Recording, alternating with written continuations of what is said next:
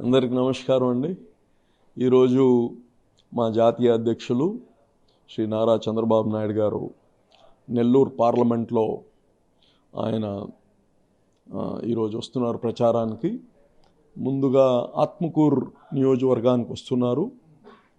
3:30 గంటల నుంచి 5:30 గంటల దాకా ఈరోజు మధ్యాహ్నం ఆత్మకూరులో ఉంటారు.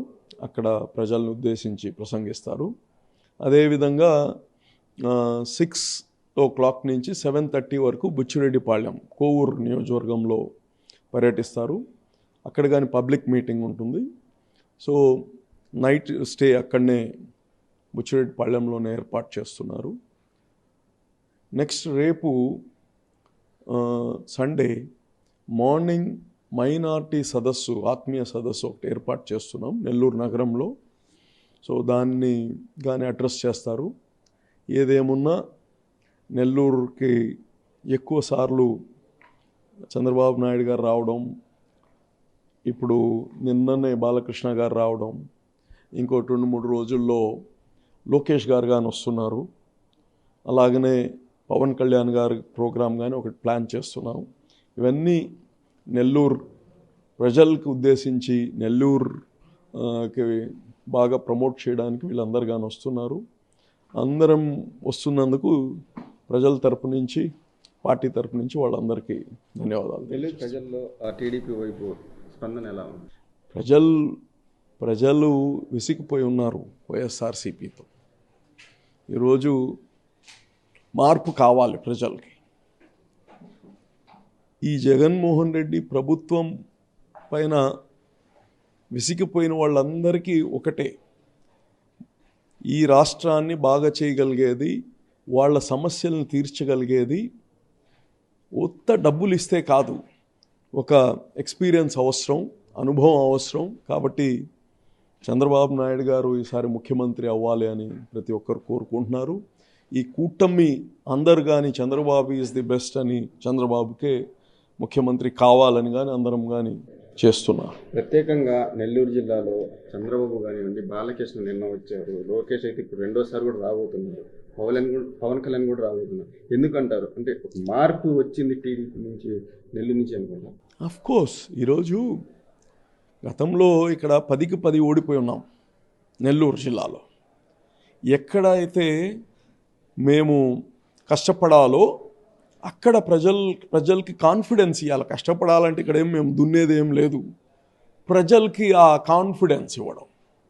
ఈరోజు ప్రతి ఒక్కరం వచ్చి కాన్ఫిడెన్స్ ఇస్తున్నాం. పవన్ కళ్యాణ్ వచ్చి వాళ్ళ కేడరు, వాళ్ళ మనుషులు, వాళ్ళ ఫ్యాన్సు, వాళ్ళ సైనికులకి ఆయన కాన్ఫిడెన్స్ ఇస్తున్నారు. మీరు ఎక్కడ నిరుత్సాహపడకూడదు, టికెట్ ఇవ్వలేదని చెప్పి అందరం కలిసి పోరాడుతున్నామని he has to give that confidence, he is giving.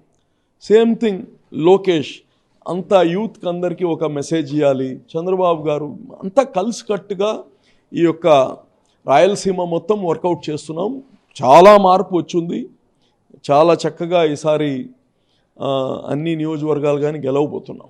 TDP, Janasena, బీజేపీతో పొత్తు గెలుచుకోబోతున్నారు. అయితే మైనార్టీలకు ఎలాంటి హామీ ఇవ్వబోతున్నారు? ఎలాంటి ఓటింగ్? ఒకటి, మైనార్టీస్కి గతంలో కానీ మీరు చూస్తే చంద్రబాబు గారు సంక్షేమం అనేదే ఇంట్రడ్యూస్ చేసింది ఆయన. మీరు రాష్ట్రంలో, దేశంలో ఎక్కడ లేని సంక్షేమాలు తీసుకొని వచ్చారు. మీరు ఒకసారి చూస్తే 2014లో ఎన్డీఏతో కలిసి ఉన్నాం. అప్పుడే ఇమాం మౌజన్లకి దేశంలో ఎక్కడ ఇలా మన ఆంధ్రప్రదేశ్లో ఇచ్చాం. ఇది గౌరవ వేతనాలు. ఆడపిల్లలకి దుల్హన్ అనే స్కీమ్ తీసుకువచ్చి గతంలో సామూహిక వివాహం జరిగేది ఒక డయాస్ పైన 100 మందితో. కానీ ఇప్పుడు వ్యక్తిగా వాళ్ళకి డైరెక్ట్గా చెక్ ఆడపిల్లకి ఎవరైతే పెళ్లి కూతురు ఉన్నారో వాళ్ళ అకౌంట్కి పంపించే పని చేశాం. అలాగనే లోన్స్ ఇస్తున్నాం మైనార్టీ ఫైనాన్స్ కార్పొరేషన్ నుంచి. పండక్కి తోఫాలు ఇస్తున్నాం. మసీదులకి రంజాన్ వస్తే రిపేర్స్కి మసీదుకి 50,000 లక్ష రూపాయలు ఇస్తున్నాం. ఇవన్నీ జగన్మోహన్ రెడ్డి ఈరోజు వచ్చాడు, మాకు మా మైనార్టీస్కి ఆయనే కాపాడుతాడని అనుకున్నాము. ఏది ఇవన్నీ ఎత్తేసాడు కదా. మైనార్టీ ఫైనాన్స్ కార్పొరేషన్ లేదు, దుల్హన్ స్కీమ్ నిర్వీర్యం చేసేసాడు. రెండోది మసీదులకి రిపేర్స్కి మెయింటెనెన్స్కి లేదు. ఇవన్నీ ఈ లోన్స్ ఏదైతే ఉన్నాయో ఫైనాన్స్ కార్పొరేషన్ ఎత్తేసాడు. పండగ పూట ఇచ్చే ఆ సేమియా చక్కెర ఎత్తేసి అంత షాడిస్ట్ ఎవరైనా ఉంటారా? సేమియాలు అంటే దాంతో పండగ చేసుకుంటారు ఎవరైనా? అయితే ప్రభుత్వం ఒక ప్రేమ చూపిస్తుంది. పేదవాళ్ళు కానీ ఎవరికి అన్నం పెట్టబడలే, దేవుడి చేతులు కాళ్ళు ఇచ్చున్నారు. ముఖ్యంగా మైనార్టీస్ అందరు కష్టపడి బ్రతికేవాళ్ళు, స్వయం కృషి పైన బ్రతికేవాళ్ళు. మీరు సేమియా చక్కెర ఇస్తే పండగ చేసుకుంటారని కాదు. అయితే ఆ 1% పేదలు కానీ వాళ్ళు కానీ పండగ పూట బాధపడకూడదు అని ఇచ్చారు. ఆ సేమియాలతో జీవితాలు బాగుపడిపోతాయని కాదు. దాన్ని కానీ తీసేసారంటే ఈయన ఎంత పెద్ద మనిషి చెప్పండి. అది నేను అడిగేది. అందుకోసం మేము గతంలో ఎన్డీఏతో కలిసిన ఈ రాష్ట్రం కోసం, రాష్ట్ర అభివృద్ధి కోసం, 19లో యూపీఏతో కలిసిన ఈ రాష్ట్రం కోసం, రాష్ట్ర అభివృద్ధి కోసం. అంతే తప్ప ఎవరితో కలవాలనేది డైనమిక్ డెసిషన్. అంతే తప్ప ఎవరినో ఇబ్బంది చేస్తాము, వాళ్ళేదో మా ప్రజల్ని ఇబ్బంది చేస్తారు, ఇక్కడ అలా జరగదు. చంద్రబాబు ఇక్కడ ఉండేది ఈ రాష్ట్ర బిడ్డల కోసం, ఈ రాష్ట్రం కోసం. ఎవరితో అయినా, ఎటువంటి వాళ్ళతో అయినా కలుస్తాము, రాష్ట్రాన్ని బాగా చేసుకుంటాం. ఒకటండి, బీజేపీతో టీడీపీ పొత్తు పెట్టుకుందని చెప్పేసి టీడీపీ క్యాడరు, మైనార్టీ క్యాడరు ఇతర పార్టీలకు వెళ్ళారు. వాళ్ళకి మీరు ఏం? మేము బీజేపీతో కాదు పొత్తు పెట్టుకుంది, మేము ఎన్డీఏతో పెట్టుకుంది. ఎన్డీఏలో చేరింది 40 పార్టీలు. ఒకప్పుడు ఇదే ఎన్డీఏకి కన్వీనర్గా ఉన్నారు చంద్రబాబు గారు. అంటే బీజేపీ మాలో కలిసిపోయిందా? కాదు. ఇట్స్ ఒక కూటమి, 2 కూటములు ఉన్నాయి ఇక్కడ, యూపీఏ, ఎన్డీఏ. ఇప్పుడు మొన్న 19లో యూపీఏతో పెట్టుకున్నాము.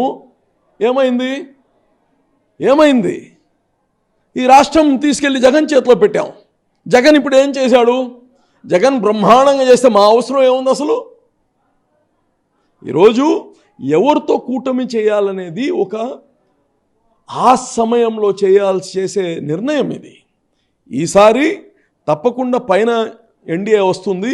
ఈ రాష్ట్రానికి కానీ మనం కాపాడుకోవాలంటే ఎన్డీఏతో కలిసి ఉంటేనే కాపాడగలుగుతాం. ఇక్కడ ఈ రాష్ట్రంలో ఉండే మైనార్టీస్ కావచ్చు, ఎవరికి కానీ కావచ్చు, వడ్డిచ్చేవాడు మీ మనిషి ఉంటే మీరు ఎక్కడుంటే ఏంటి? అందుకోసం చంద్రబాబు ఈ రాష్ట్రాన్ని కాపాడుకుంటారు. ఈ రాష్ట్ర అభివృద్ధి కోసమే ఈ ఎన్డీఏతో కలవడం. ఈ రాష్ట్రాన్ని సర్వనాశనం చేసేశారు వైసీపీ వాళ్ళు. దీన్ని కాపాడుకోవాల్సిన బాధ్యత మన అందరిపైన ఉంది.